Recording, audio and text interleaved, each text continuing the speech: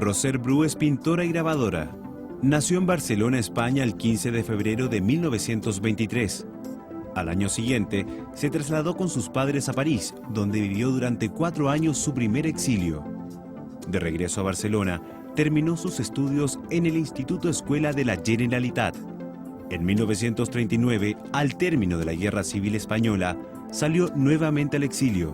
En Francia se embarcó en el Winnipeg a Chile cuando comenzaba la Segunda Guerra Mundial. Ingresó en la Escuela de Bellas Artes de Santiago, donde realizó estudios libres y fue discípula de Pablo Burjard e Israel Roa. Formó parte del grupo de estudiantes plásticos que reunió artistas de la generación del 50. En 1957 ingresó al Taller 99, creado por Nemesio Antúnez. Fue profesora de dibujo y pintura en la Escuela de Arte de la Universidad Católica de Santiago y profesora invitada al taller de pintura en la misma escuela en 1989. Ha participado en diversas exposiciones individuales y colectivas y ha obtenido premios que la han hecho merecedora de un destacado lugar dentro de la plástica nacional. Roser, muy bienvenida a este programa Cita con la Historia. La verdad es que me siento un tanto apabullada por tu obra y por tu vida. Me he entretenido muchísimo tratando de averiguar algunas cosas. Sí. Y yo no sé si decirte que tú eres española o eres catalana. No, sí, yo soy chilena. Y además que sí, soy chilena, pero además cuando yo digo que soy catalana no lo digo en contra de alguien, porque imagínate la cantidad de maravillas españolas que hay. No es en contra de algo, es que nací ahí. Ajá.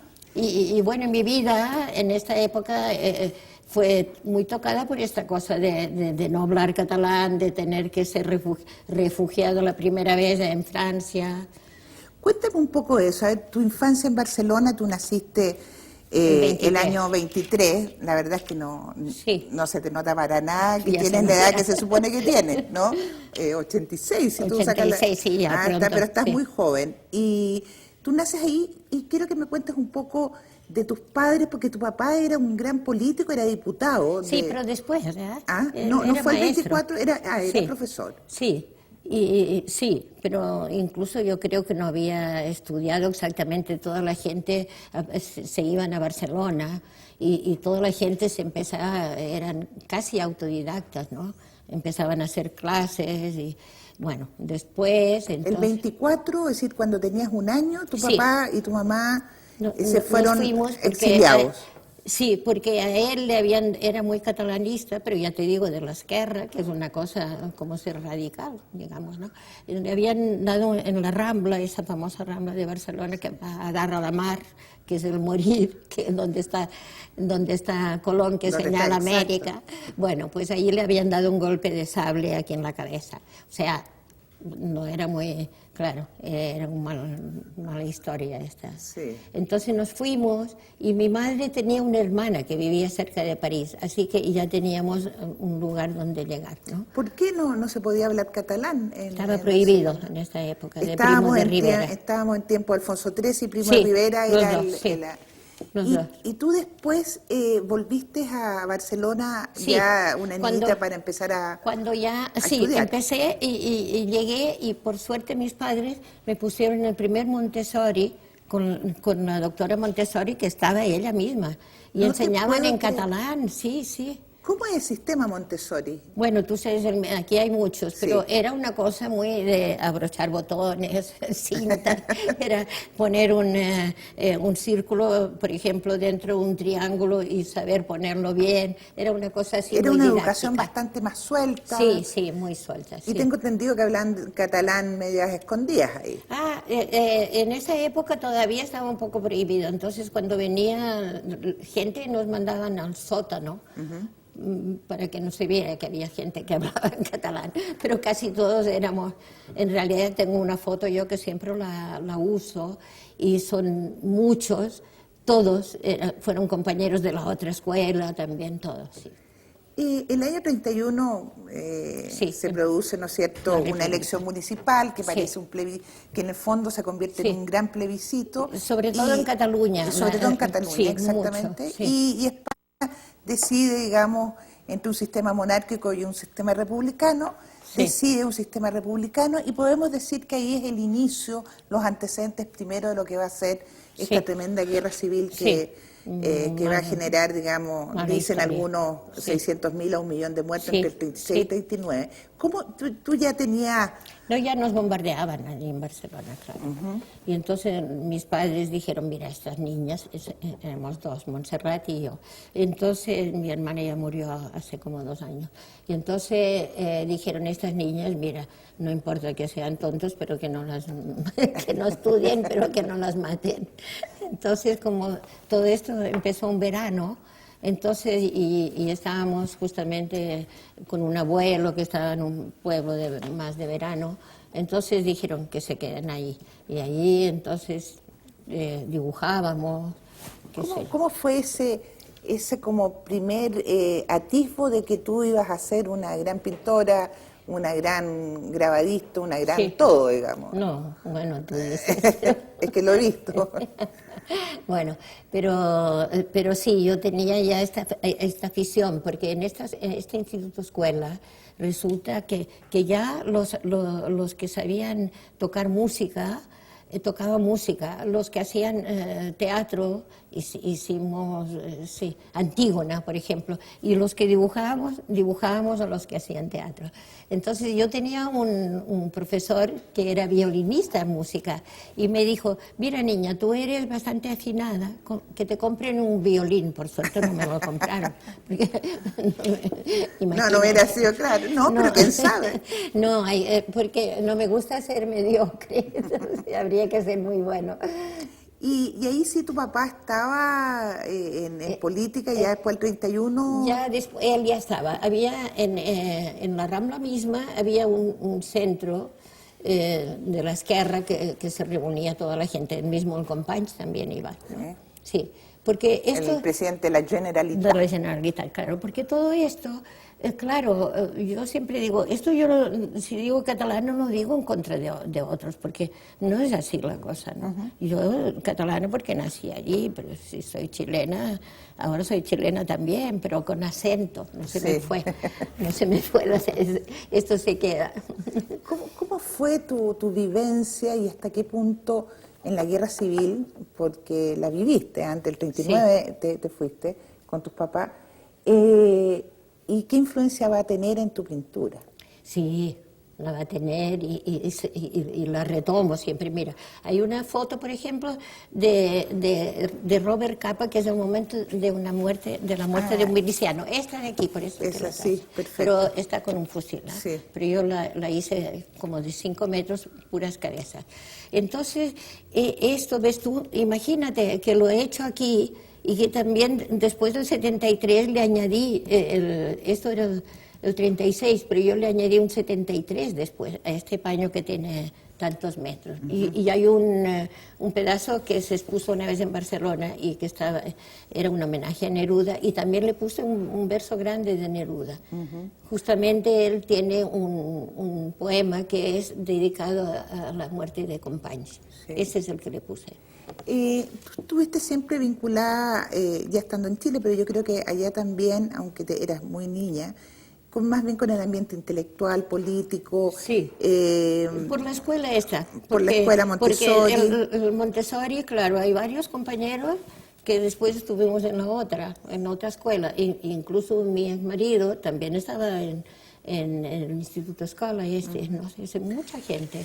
En Barcelona, tú sabes que se produce, imagínate, se produce como una segunda guerra civil, es decir, tenemos una guerra civil, ¿no es cierto?, los franquistas contra los republicanos, pero dentro de la propia Barcelona, que es donde tú estás viviendo, en este periodo trágico del 36 al 39, hay una lucha muy fuerte entre el Partido Comunista y los, ¿cómo se llama? Anarquistas. Y los anarquistas. Es que es un lugar de anarquistas, o sea, le va muy a los catalanes. Entonces, y comunistas yo no conocía, la verdad, porque conocía a toda esta gente de la Esquerra. Después he tenido aquí en el barco, claro, venían algunos que eran comunistas, otros que eran trotskistas, y yo he sido amiga de mucha gente, y muy bien, porque uno se entiende con la gente. Sí, claro, más allá de la ideología. Sí, y ya ves tú que ha cambiado tanto que imagínate, una vez que yo dije, es que Stalin oye, manda a la gente a estos campos terribles. Entonces me dijeron, ¿cómo dices tú esto? Pues yo lo digo porque es verdad. Sí, yo siempre he ido diciendo la verdad. No sé si tienes algún recuerdo de Barcelona el año 38-39, antes de que tú partas por los Pirineos hacia Francia, sí, al segundo exilio. Es que no había comida, también eso era... ¿Cómo vivían? La cosa de que no hay comida, empieza el mercado negro. Cuando empieza el mercado negro, también pasó aquí. Sí, claro. Yo ya digo, uy, qué historia, el mercado negro, es una cosa fatal. Ajá. Sí. ¿Y se vivía con mucho susto, con mucho temor? ¿Qué pasaba contigo? No, porque no íbamos caminando. Yo vivía en la Vía Laietana, que va a dar ahí al mar, y iba al colegio este que estaba en el parque, pero que caminaba 4 veces al día a este parque.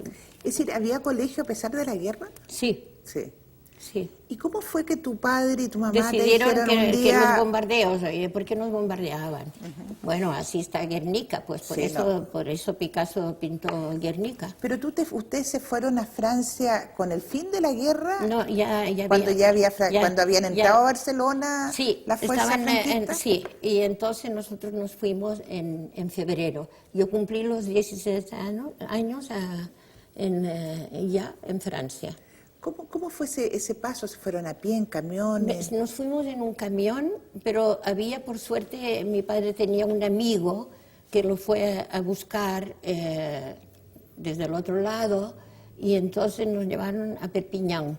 En Perpiñán hablan catalán igual, porque toda esta parte de Cataluña y toda la Provence y todo esto, todo es una misma zona, ¿no?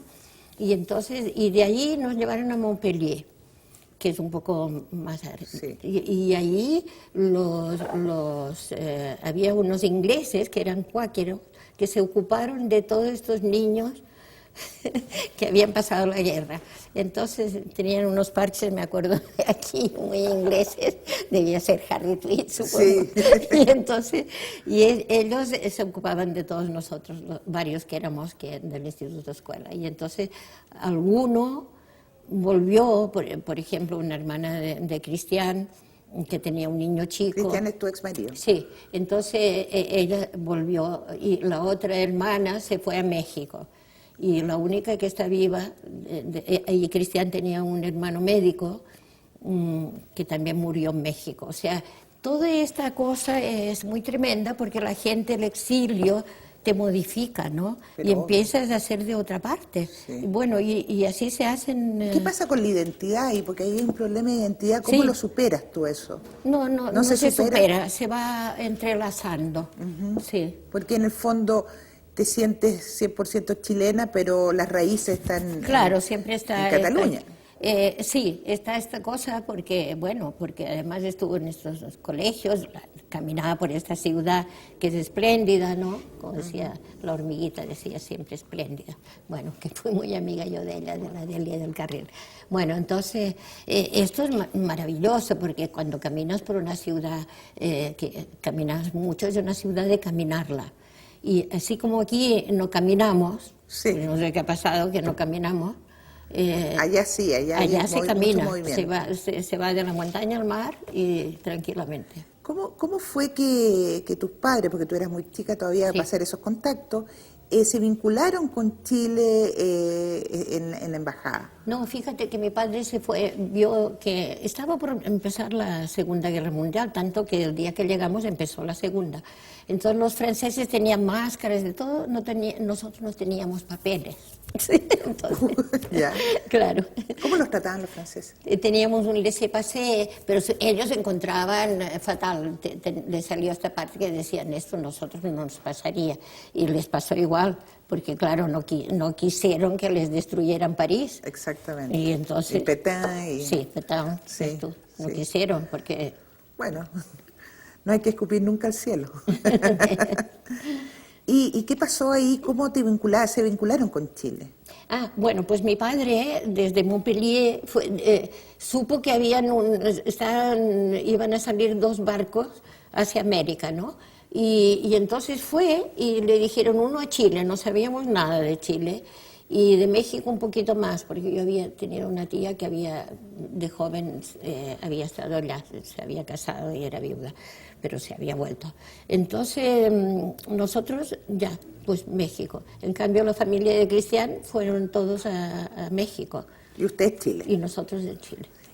Tú ya... Nosotros éramos 4 nomás, mi hermana y mis padres. Sí. Mi padre, es triste esto, porque murió a los 51 años y justo el año que ya nadie moría por había tenido una sombra en un pulmón y lo trataba el doctor Orrego.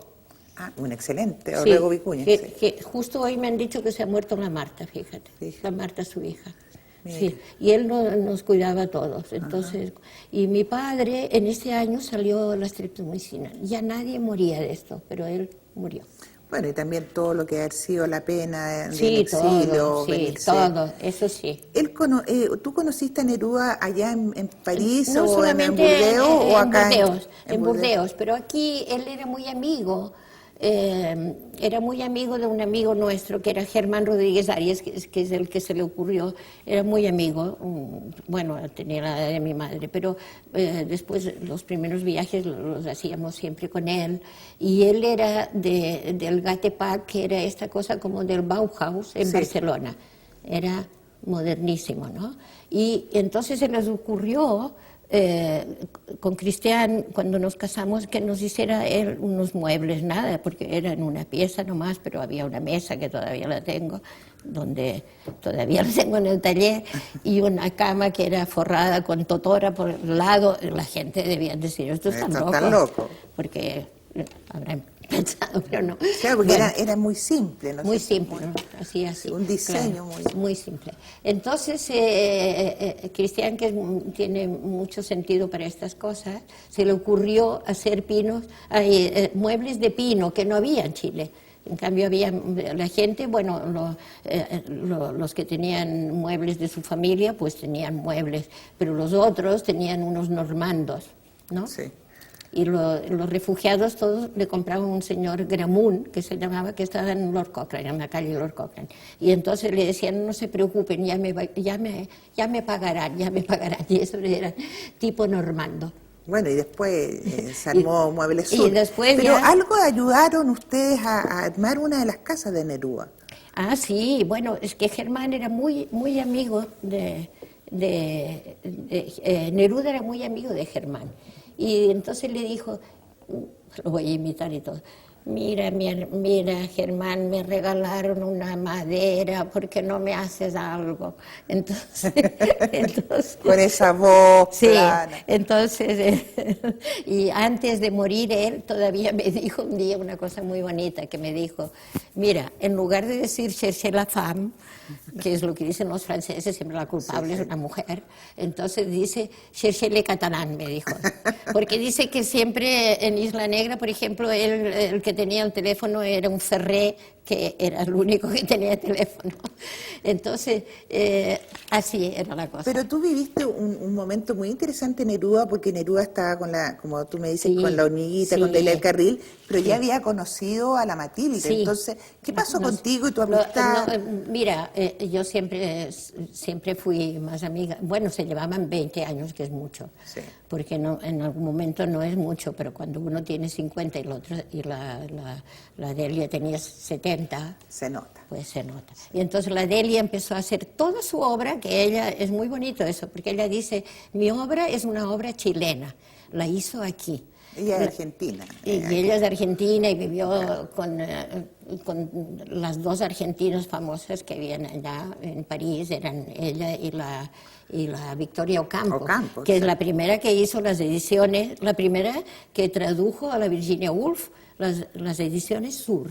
Sí, exactamente. Imagínate, ¿no? Sí. Y que también va a tener mucha influencia en ti, la Virginia Woolf, sí. Y su cuarto propio. Todo el cuarto propio. Que es fundamental para las mujeres. ¿Ves? Entonces yo atrapo todas estas cosas, porque, bueno, al final no fui mucho a la escuela, pero iba escogiendo la gente que me gustaba.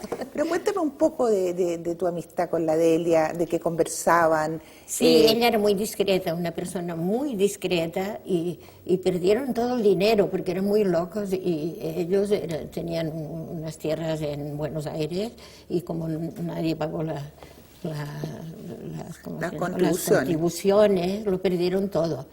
Y entonces parece que la misma Matilde le mandaba dinero a esta casa de Avenida Lynch, que es donde llegaron, y había un teatro en el fondo. ¿Y qué es lo que pasó ahí? ¿Qué te decía la Delia? ¿Quedó muy triste con esa...? Ella era tan discreta que nunca habló de nada. Y ella, ahí en esta pieza, que había una foto de Quintana, espléndida, que era una cordillera, y ahí tenían la cama, ellos, y una chimenea chica que la hizo un catalán de estos que llegó en el Winnipeg, que las hacía en una tarde, porque de una esquina hacía así y la hacía. Entonces, y allí había también un lugar, un teatro dentro, que hacían teatro, ¿no? Y ella nunca se había peinado, fíjate, no sabía hacer un huevo frito, pero era muy inteligente. Sí. Amiga de Paul Eluard, de todo. Y con ella conversaban de pintura, me imagino. Sí, ella, bueno, ¿Te influenció en algo? Mira, ella no me influenció, pero ella, bueno, a lo mejor me influenció porque es una persona tan sabia, ¿no? Pero ella llegó al taller 99 que hizo Nemesio Antunes, que venía de Nueva York. Entonces, y se llama 99 porque él vivía en Guardia Vieja 99. Entonces allí Eduardo Vilches, la Dinora Duchins, que se murió, y yo, y la Florencia de Amesti, somos los primeros que entramos ahí en el taller. Estamos hablando de eso del año 57, sí, creo. Sí. Pero nos estamos desordinando de una manera increíble. Bueno, es que, mira, pero yo no soy importa. es como mi vida es como un árbol. Sí, que va claro, pero está muy bien. Pero quiero volver a dos cosas. Sí, dime. Quiero volver al viaje mismo del Winnipeg. ¿Cuáles son las sensaciones? ¿Cómo te imaginabas Chile? ¿Y cómo era no sabíamos el día nada. a día? Había un chileno que venía y dijo, no, si en una parte llueve, en la otra... No sabíamos nada, porque este barco, claro, o lo tomabas enseguida y nadie sabía. Entonces el chileno que venía de vuelta, que parece que había estado en la guerra de España, no me acuerdo cómo se llamaba, pero dijo, no, se llueve y todo, hay desiertos, y efectivamente, con estos kilómetros. Tú me dijiste que llegaste el 1 de septiembre, el día del año 39, Sí, tocamos a Arica, y el 3 llegamos aquí, pero era el día que empezó la segunda, que es tremendo, ¿no? Sí. ¿Ustedes venían con la intención de volver? Todo el mundo pensaba que Franco, bueno, que ya lo echarían, pero nada, como toda Europa pensaba que África empezaba en los Pirineos, exactamente, que es España. Sí. Ahora no, ahora todo el mundo está con España, pero en ese momento ahí empieza África. Entonces, pero los que veníamos sabíamos que no era África, sabíamos que era el lugar de cada uno había nacido, ¿no? Tú cuando llegaste al año, quizás menos, entraste al Bellas Artes, porque ya tenías esta cosa de la pintura, ¿no es cierto?, el dibujo. ¿Y cómo era el ambiente en los 40 del Bellas Artes? Cuéntame éramos un muy poco pocos, éramos muy poca gente, éramos 18, 20, pero yo estudié con don Pablo Burjar, menos. Que, fíjate, pero don Pablo era tan distraído que venía y nos decía, mire, el parque forestal está tan bonito, lo que pintaba él, ¿no? Sí, claro. Y entonces, él una vez, su hijo Pablo, que también murió después, que era arquitecto y pintor, muy simpático, pero no tiene nada que ver con la pintura de su padre, ¿no? Él lo llevó a Madrid, y entonces cuando llegó, me dijo, mire, señorita, siempre decía señorita, qué interesante este pintor que pinta gris como de panza de burro, era Velázquez. ¿Qué es? Fíjate, pero mira qué cosa mira más cómo, bonita. ¿ah? Mira qué cosa más bonita. Ah, y yo Sí. y el primer Velázquez que tuve que pintar se lo hice a Juan Daune, que éramos muy amigos. Claro, porque tú tomaste de Velázquez y Goya, han sido, digamos, Sí, también tus después grandes inspiradores. sí, es una pura enseñanza, Ajá. toda enseñanza. Una grande que hice que eran las enseñanzas de Goya en la Telefónica. Pero después el Juan me dijo, mira, yo no sé dibujar, porque como era más, hacía video, así, ¿por qué no me haces las meninas? Porque había leído esta cosa de Foucault que se llama Las Meninas. Sí, claro. Entonces, eso le gustó tanto. Este libro lo compró un día que estaba aquí.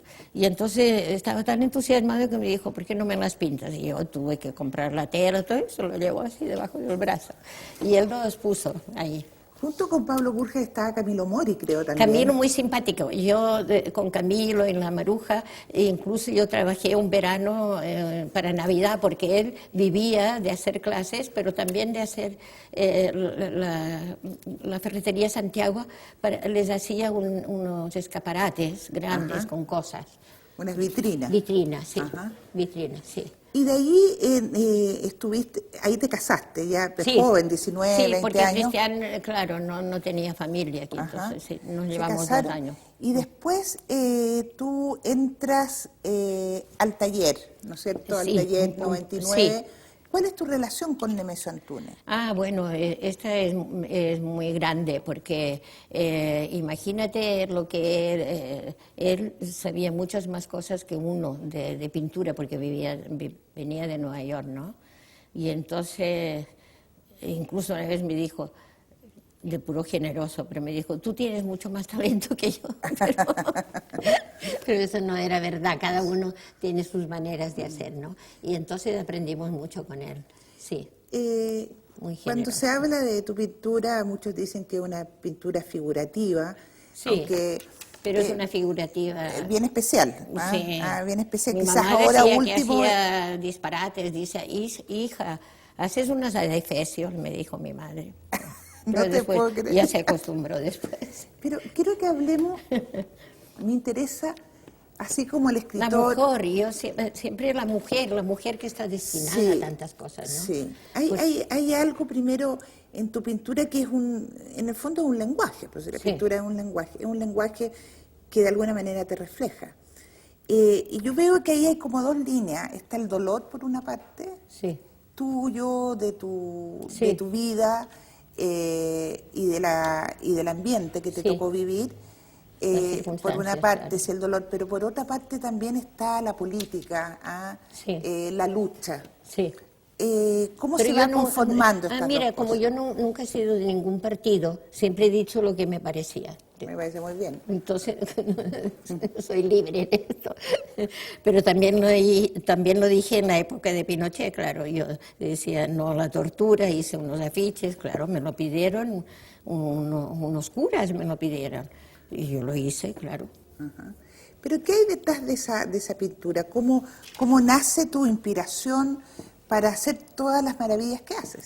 No, es todo lo que se te ocurre, porque de pronto miras esto y dices, claro, si mira Morandi lo que hizo con un vaso, entonces ahí está la pintura de Morandi. Y uno aprende de todos, ¿no? Y en relación a, porque hay muchas figuras en tu pintura como clavadas. Sí, muchas mujeres. Hay muchas mujeres, está la Frida Kahlo, está la Gabriela Mistral, está la Virginia Woolf, está la Milena, la señora de Kafka. Es decir, hay un mundo que es mucho más que la pintura, es un mundo que está relacionado también con la escritura, con la literatura. Y yo los llamo a mucha gente, estos que son destinados desde el Kafka también, ¿no? ¿Qué quiere decir destinado? Sí, pues que tienen una vida que los lleva a esto. Él está esperando la mancha de la tuberculosis. La Frida tenía esta calamidad que la atropellaron, ¿no? Sí. Y toda esta dualidad que tenía, porque era una persona muy dual, ¿no? Pero con el Diego Rivera, que también era un personaje, bueno, y México, que es lo que significa, país. ¿Y qué tienes tú, digamos? Porque sabemos lo que tiene la Gabriela Mistral, lo que tiene la Frida Kahlo. ¿qué tienes tú que te lleva a necesariamente a ser destinada a esa pintura? A estas personas. Sí, los tengo que recuperar y los tengo que hacer visibles a los otros. Por ejemplo, la Gabriela Mistral, y yo soy la que la he pintado muchos. Hay uno siempre me han pedido en Valparaíso, por ejemplo, en el Congreso tienen una, no es que me la hayan comprado, me la pidieron, ¿no? Entonces, la Gabriela está destinada a ser maestra, ¿no? Y por eso la pinto, ella siempre muy enojada, porque muy enojada, y siempre doble, así solamente se le permite vivir con el delantal de maestra y la mano hago un círculo yo, que esto lo hacen mucho los santos, los románicos y todo esto, pero que le permite trabajar con la mano, con la escritura. Está destinada a esto, ¿no? Pero ella está destinada porque ella lo decide, ¿no? Eso, claro, hay una dualidad. Claro. ¿Y tú la conociste? La conocí, sí, porque ella era amiga, una vez me la presentaron, pero era amiga de la Laura Rodic, se llamaba, un nombre catalán, Rodic, pero no sé si tú la conoces, era amiga de ella. Sí, a lo mejor no trascendió nada, pero eran amigas, sí. ¿Y qué te pareció? Entonces, y todo esto, como, es que todo pasaba en Santiago, pasaba todo en el centro. En el centro de la ciudad hasta Bellas Artes. Era una diagonal que iba desde la Plaza de la Moneda, digamos, hasta Bellas Artes, y todo pasaba ahí. ¿Tú no te fuiste involucrando en el proceso político chileno? Por ejemplo, tengo entendido que tú el 58, cuando sale Alessandria acá, tú te vas de viaje, te vas a Cuba, te vas a España. A Cuba fui una vez que iba a México, pero no iba una sola vez. Todavía estaba Batista. Estaba Batista todavía. Pero íbamos a México. Claro. ¿Y cómo fue tu vuelta a Barcelona, el 58? Esto fue el 58. Sí. Sí, porque yo soñaba que volvía por las calles donde iba a la escuela y todo. Claro, a caminar. A caminar. Y yo caminaba allá y después me dijeron, pero si te seguían, oye, después no me dejaban salir, no me daban la salida, porque no tenía todavía la doble nacionalidad. Ahora, pues claro, soy chilena, soy todo. Pero en esa época, el 58, no me dejaban salir. Entonces yo dije, bueno, voy a llamar a Bellas Artes y que me reclamen. Y entonces se asustaron. Porque como me seguían y vieron que tú eras un peligro público, ¿qué pasaba? Nada, porque me seguían y era un retorno a la infancia, no era nada.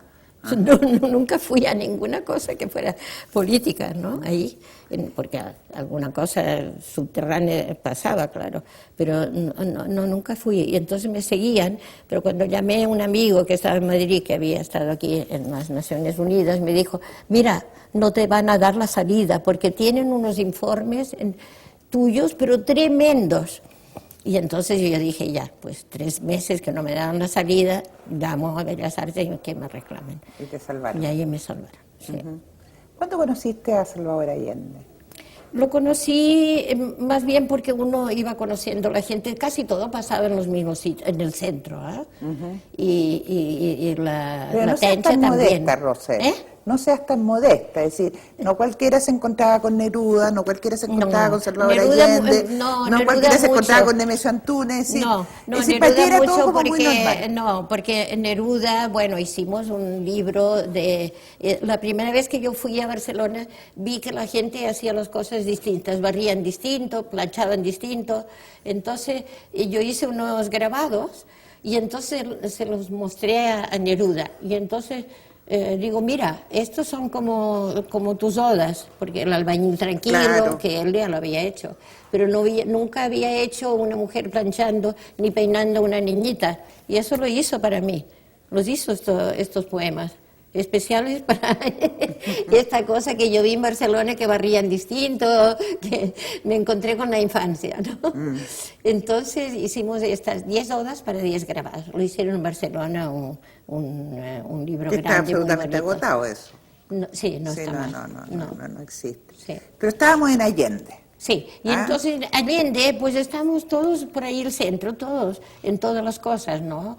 La Tencha, por ejemplo, se encontraba con Manuel Rojas, que era amigo mío también, con... el vaso de leche.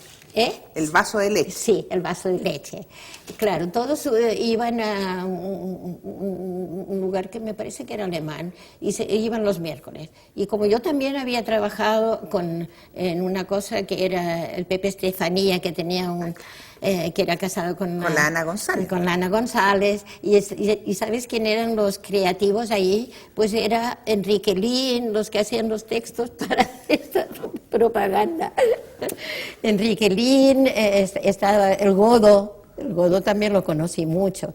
Había un café muy importante aquí en Santiago que lo hizo Germán Rodríguez Arias, que era el Café Miraflores. No había nadie... Frente a la biblioteca, ¿no? No, es frente al otro lado, que ya no existe ahora, donde está la iglesia de la Merced. Sí. Al otro lado ya no está. ¿Y ahí se juntaban a tertuliar? Ahí todo el mundo que llegaba a Chile iba allí. Claro, y era un café chico y la que lo atendía era la mujer de Mar. Sí.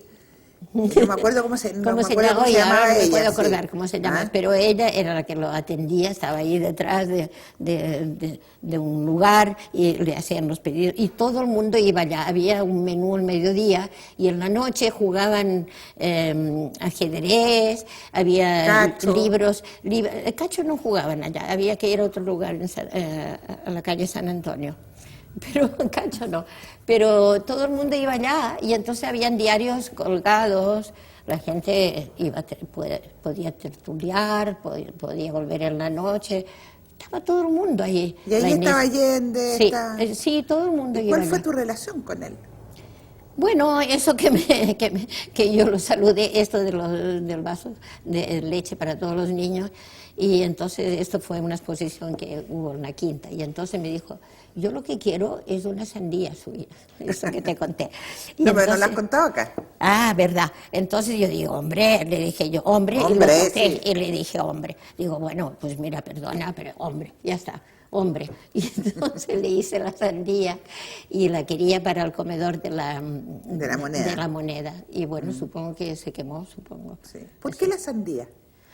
Porque la sandía como algo bueno, es que está en tu pintura permanentemente. Sí, pero es que la gente me dice, ¿usted pinta sandías? Digo, es que mira, no son de comer estas sandías, porque tienen un triángulo, y ese triángulo siempre significa, en la antigüedad, la mujer es un gran triángulo, pero enorme, a veces no tiene ni cabeza, hay unas figuras grandes, todo eso lo fui aprendiendo aquí, porque aquí había una biblioteca muy buena en la Escuela de Bellas Artes, y yo, mientras iba a acuarela, en la tarde iba después a la biblioteca y aprendía todo lo que no había visto nunca, por ejemplo el Giotto o el Piero de la Francesca, que son gente que son para mí maravillosos, pues los vi allá. Yo no los había visto todavía en la escuela. La sandía calada, ¿no? Bueno, entonces la sandía calada es de triángulo, pero claro, si no les la gente dice, eso es para comer, no digo, es que no es para comer, es para sacar un triángulo, y ese triángulo, si tú lo das vuelta, es siempre la fertilidad en la mujer. Sí. Y entonces, imagínate, cuando cuento esto, sí, muy decepcionada. Sí, porque todo quiere... Pues, entonces no tiene que estar en el comedor. Puede estar en cualquier parte. No debiera estar en la mente, está en la mente. Está en la mente. ¿Dónde te pilló el 11? El 11 aquí. Aquí, vivía yo en la avenida Osa, claro. Y aquí era un viernes, me acuerdo, porque iba a bajar mi hija vivía más abajo, la casa, y había una feria allí. Aquí, cerca de donde vivo ahora. Y ahí, bueno, pues claro, fue fatal, y yo dije, bueno, me voy para allá. ¿A dónde? Para la casa de mi hija, que estaba más abajo, porque claro, ahí se oían, se oía todo, pero era que uno se juntaba con toda la gente que podía, ¿no? Todos los que estábamos complicados con esta historia, porque una guerra civil es una cosa tremenda, ¿no? Tú tenías una gran experiencia al respecto. Sí, yo siempre, mira, por eso te decía que cuando empieza el mercado negro es fatal, es fatal. Y eso ya tenía la experiencia también en Barcelona, ¿no? En España, ¿alguien te persiguió acá? ¿Tuviste que exiliarte? ¿Cuál fue tu situación? No, siempre me decían, no, cuando yo hice una exposición en el 74 y que ponía un texto que lo imprimí así en papel de estraza con fotocopia. Y entonces reproduje el discurso que hizo Unamuno, que decía... Claro. Venceréis, pero no convenceréis. Después que Millán Estrella había dicho, sí, abajo los intelectuales, viva la muerte. Sí, abajo la inteligencia, viva la muerte. Que pinté un cuadro, incluso lo tengo, porque ¿quién va a comprar este cuadro? Y tú en 74 entonces, reproduciste yo esto, entonces la gente me llamaba... Pero Unamuno fue franquista al comienzo, ¿acuerdas? Sí, pero después no. Después no, claro, porque vio que era un disparate, claro. Sí. Claro, entonces cuando dijo esto, venceréis pero no convenceréis, cuando este tipo le dice, se fue de Salamanca donde enseñaba. Exacto. Y entonces yo usé sus palabras para decir esto. Yo hice mi tesis doctoral sobre Unamuno. Ah, mira, entonces sí que... No, pero es que es muy sabes bonito. Mucho más ¿Y qué te pasó? ¿Y qué te pasó con eso? Que la gente me llamaba porque pensaban que me iban a tomar presa.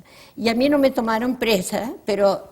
Entonces Guillermo Núñez dijo, si tú has hecho esto, que lo hice en el centro, claro, donde la Carmen Wall, en la Galería Central de Arte. Sí, él dice, pues yo también voy a hacer, voy a hacer. Y él hizo fuiste liberando y abriendo. Él hizo las famosas corbatas en unas jaulas y a él lo tomaron preso. Ajá. A mí no me tomaron. No sé si porque tenían más miedo, y como estaba hablando de Unamuno, que era lo mismo, claro. La inteligencia viva la muerte. Y después ¿qué pasó contigo bajo el gobierno militar? ¿A qué te dedicaste? Bueno, yo siempre he ido pintando lo mío, ¿no? Y si me pedían los carteles, pues los hacía contra ¿Se puede vivir de la pintura? No, se muere de pintura. Sí, no, uno lo hace porque... No se puede. No se puede. No, si pintas lo que tú quieres, no se puede. Y esto que soy bien conocida, ¿no? Pero si tuviera que vivir de la pintura, no. Vivo de esta casa donde vivía, de la Avenida Osa, que hay un colegio. Entonces, de esto vivo. Pasa el tiempo, tú sigues viajando y sigues exponiendo. Bueno, en Barcelona he expuesto como 9 veces, claro. Claro, ellos me consideraban, claro, no había mucha gente que hiciera estas cosas que hacía yo. Bueno, después hay mucha gente, después hay escultoras buenas y mucha gente, pero yo expuse en unas salas que eran la Sala Gaspar, donde Picasso mandaba todas las cosas para el Museo Picasso a los Gaspar estos, porque no quería que se apoderara Franco de esto. Entonces siempre estaba a Sabartés, se lo dedicaba a su amigo Sabartés, y todo lo traían los Gaspar, y los Gaspar son los que hicieron el museo en el barrio gótico, ya sabes, museo que están todas las meninas, otra vez pintadas por él, asombrosas. Preciosa, sí. Dime, quiero volver un poco al taller 99. Sí. El taller 99 tiene súper importancia aquí en Chile, porque el grabado, digamos, empieza a tener una presencia pública. Sí, no teníamos. Cuéntanos cómo esto, en Guardia Vieja vivía Allende, entre paréntesis, ¿no se topaban por ahí? Enfrente, casi enfrente vivían, sí. Es que después hicieron esta calle que atraviesa, pero casi enfrente. Donde vive la Isabel. Exacto. ¿Cómo se conforma este taller? Este taller muy bien, oye, fue muy importante, tanto para Eduardo Vilches, que es tan, imagínate lo que ha hecho y ha enseñado siempre, le dieron una beca para que fuera a estudiar con Josep Albers, el color, lo que pasa con color, cómo cambia el color si hay una cantidad o otra, y esto es lo que él enseña, y él vive de eso. Después se va a Chiloé y planta árboles y papas. Con la Alicia, que hace el cine. Los 100 niños esperando un tren. Y Nemesio Antunes ahí va a ser clave, ¿no? Clave, porque él claro, dijo, bueno, íbamos un día primero a su casa, pero fue una tal invasión. Pero imagínate, estábamos tan arrebatados. Cuando tú haces grabado, empiezas una cosa, pero más ácido, y tienes que volver y hacer un gris, y necesitas otras horas y otras horas. Entonces, bueno, al final, yo no estaba en este momento, pero se cambiaron a la Católica arriba, donde incluso la hormiguita subía por la escalera esta que había. Imagínate. Ahí era mayor ya. Sí, en la Católica ella siempre fue mayor, sí. En Alameda. Sí, en la Alameda, donde está el Cristo, allí exacto. Arriba de todo. Ajá. Y allí estaba el taller, y había unos mesones grandes, y allí llegaron la gente del sur, el Santo Chávez, el Pedro Millar, todos los que llegaron del sur estaban allí. ¿Tú empezaste a hacer clases en la Católica? Hice dibujo un poco, porque como iba a Barcelona también no quería, yo de pronto me iba a Barcelona, porque he hecho, claro, pertenecía todavía bastante. Ahora hace 2 años que no he ido, pero hace 2 años que el gobierno catalán me invitó a hacer una exposición, o sea. Oye, Roser, y después pasa el gobierno militar, viene el sí y el no, viene el plebiscito. Claro, tú ya votas acá en Chile, tú eres chilena. Sí, y además yo soy del no, claro. Me imagino que tienes que haber sido el no. No. ¿Y qué pasa cuando llega la democracia y qué pasa con tu pintura? ¿Cambia de estilo? ¿Cambia...? No, yo siempre voy atrapando cosas que me interesan a mí, y mira, si no le interesan a los demás, después se acostumbran. Con los adefesios que decía mi madre, pero no siempre son adefesios, pero son temas, ¿no? Es decir, tú pintas para ti, si le gusta al otro, bien. No, sí, yo creo que todos pintan para sí, los que no son, digamos, peseteros, como se llamaban antes, que ahora ya no hay pesetas, pero los que hacían las cosas por el dinero, claro, pesos, ¿no? En el viaje en el Winnipeg, yo leí por ahí que tú tenías 16 años, sí, pero que venías con un gran amigo que conocías desde antes, que es José Balmes. Ah, claro, porque mi padre era diputado de Esquerra sí, el padre de Balmes, don Damián, era también de la Esquerra. Era alcalde. Y era de Montesquieu, un pueblito de esta zona que mi padre era diputado. Entonces hay un castillo arriba, pasa un río. Y Balmes, sí que allí había muchos pintores de estos más tradicionales catalanes que iban en verano y pintaban ahí. Entonces, él desde chico que pintaba, incluso hizo dibujos en el Winnipeg. Y creo que ustedes pintaron a Pedro Aguirre Cerda. Este creo que no fue ni Balmes, sino que fue Mauricio Amster. Y una persona que venía allá en el barco, que sabía hacer cosas grandes, que no es que tuviera mucho talento, pero se llama Meléndez. Y eso lo pintaron ellos. Sí. Dentro de todo el mundo intelectual y académico también, en el cual tú te moviste, ¿tienes algunas figuras que para ti, chilenas, no estamos hablando, que hayan influenciado fuertemente en tu pintura, en tu quehacer? En la lectura, claro, por ejemplo, el Manuel Rojas, el González Vera, que en lugar de algunos. Claro, González Vera, en lugar de hacer crecer sus libros, los disminuía. Sí. ¿Te acuerdas? Sí. Alhué, pues, claro. Sí, Alhué. Yo fui a Alhué una vez a ver qué era, él dijo que no había ido nunca. Y bueno, allí venía Castedo también, que tenía una niñita que siempre pensábamos que iba a caer al mar. ¿Por qué? Porque una niña muy chica. Sí. Bueno, Leopoldo Castedo, claro, era otro de los que vino en el Winnipeg. Y después José Ricardo Morales, toda su familia, otro hermano y los padres. Castedo trabajó mucho con Encina, ¿no? Bueno, y era un hombre de derecha Encina, entonces, ¿cómo pasó eso? Es que en realidad la que hizo esta fue la mujer de Castedo. ¿Cómo la así? mujer, ella es la que tradujo este libro. Lo achicó. No te puedo creer. Sí. Que ahora se me ha olvidado cómo se llama, pero ella... fue ella más ella, que... Sí, ella. Aquí Aunque había... siempre dice Castedo, pero ella, es la mujer de Castedo. Bueno, como siempre las mujeres Sí, detrás ves, de los están grandes destinadas para otra están cosa. tan destinadas para otra cosa. Quiero volver a Kafka. ¿Por qué Kafka pasa a ser un elemento, un destinado? Claro, porque él, claro, está esperando esta señal de la tuberculosis, sabe que esto es la muerte, ¿no?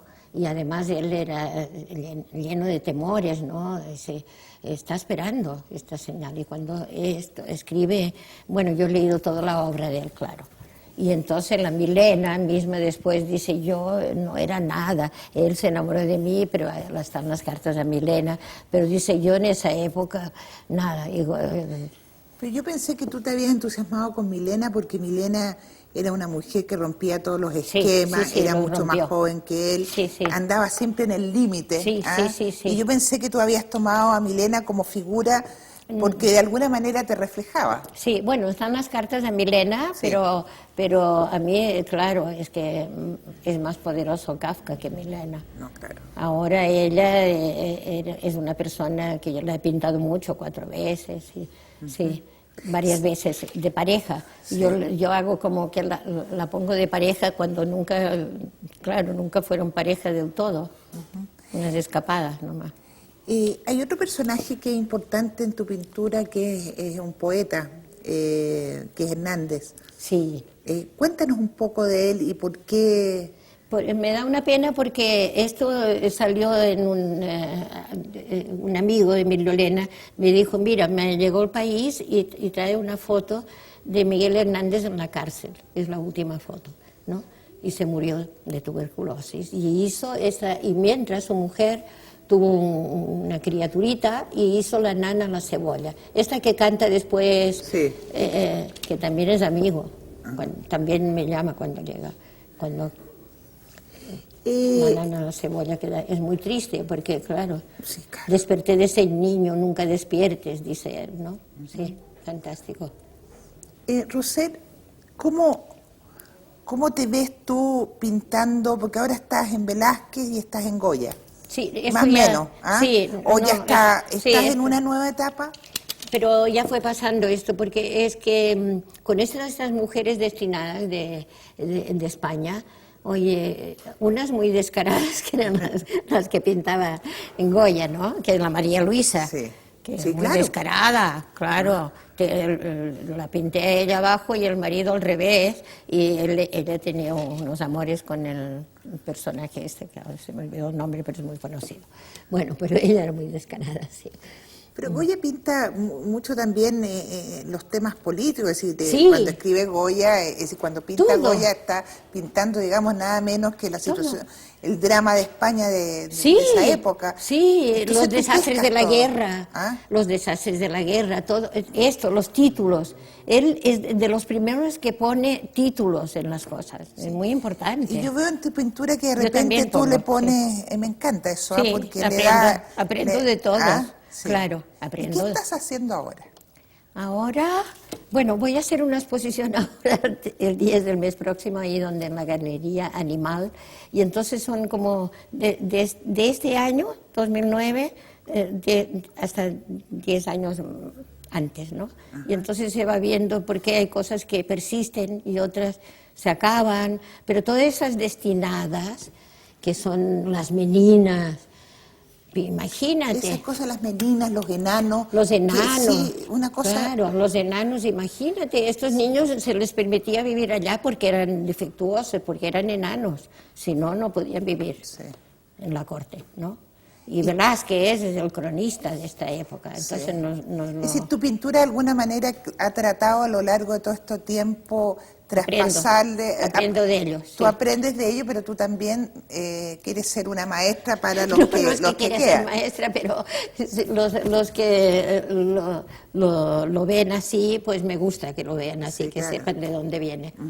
Claro. Oye, Rosette, se nos fue el tiempo y estamos... yo estoy muy contenta de haberte tenido acá, de haber estado así un poco saltando de un lado a otro, pero tenerte aquí ha sido un gran orgullo para mí entrevistarte. Bueno, muchas gracias. Espero que a todos les guste. Yo te veo de pronto cuando haces a otras. Gracias, Rosette. Adiós.